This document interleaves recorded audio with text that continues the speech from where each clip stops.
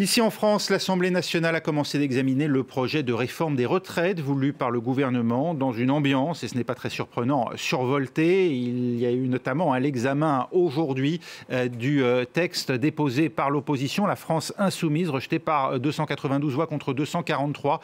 Cette motion qui prévoyait de rejeter l'ensemble du projet de loi. Mathilde Panot fustige une réforme qui aggrave le chaos dans cette réforme des retraites. Florent Rodeau, vous êtes avec nous en direct de l'Assemblée nationale où les débats sont suspendus.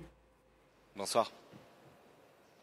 Absolument, les débats reprendront à 21h30 et vous l'avez dit, l'expression n'est pas galvaudée, les débats sont survoltés ici, on s'y attendait bien sûr, en témoignent ces 40 minutes préalables à l'ouverture des débats à 16h40. Tout s'est joué autour d'une motion référendaire, la NUP et le Rassemblement national en avaient déposé une chacun de leur côté, c'est donc un tirage au sort qui a déterminé qui a été choisi et c'est donc la motion référendaire du Rassemblement national qui a donc été débattu. Déni de démocratie du côté de la NUP. Tartufferie, s'exclame Marine Le Pen. Voilà donc pour l'ouverture des débats. À 16h40, Olivier Dussopt, le ministre du Travail, la cheville ouvrière, passez-moi l'expression, de cette réforme, a pu prendre la parole.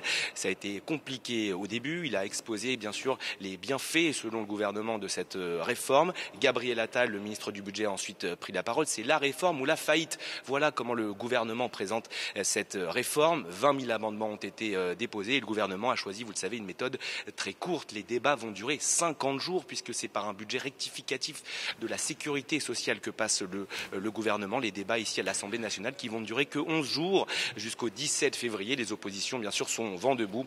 Elles dénoncent un texte très important, crucial pour l'avenir des Français. Comment discuter de ce texte en 9 jours? Voilà l'essence même du message aujourd'hui qui a été porté par les différentes oppositions. Pour faire passer cette réforme des retraites, eh bien, le gouvernement n'a pas le choix. Il doit se tourner sur sa droite vers les Républicains, groupe composé de 62 élus. Il faut 40 voix à la majorité présidentielle pour faire passer cette réforme.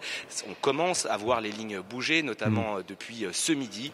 On l'a appris, le gouvernement est prêt à faire partir au bout de 43 annuités, ce que demandaient les LR. Tous ceux qui ont commencé à travailler avant 18 ans, les LR demandaient que cette mesure soit appliquée à partir de 21 ans. Il y aura donc bien sûr des discussions, des ajustements dans les prochains jours. On rappelle également que la rue va encore se mobiliser cette semaine, mardi et samedi, après les 2 journées de mobilisation très réussies des 19 et 31 janvier. En tout cas, ça y est, le coup d'envoi du débat parlementaire a été donné ici à l'Assemblée nationale. Merci Florent Rodeau, et vous venez de le dire, donc grève et manifestation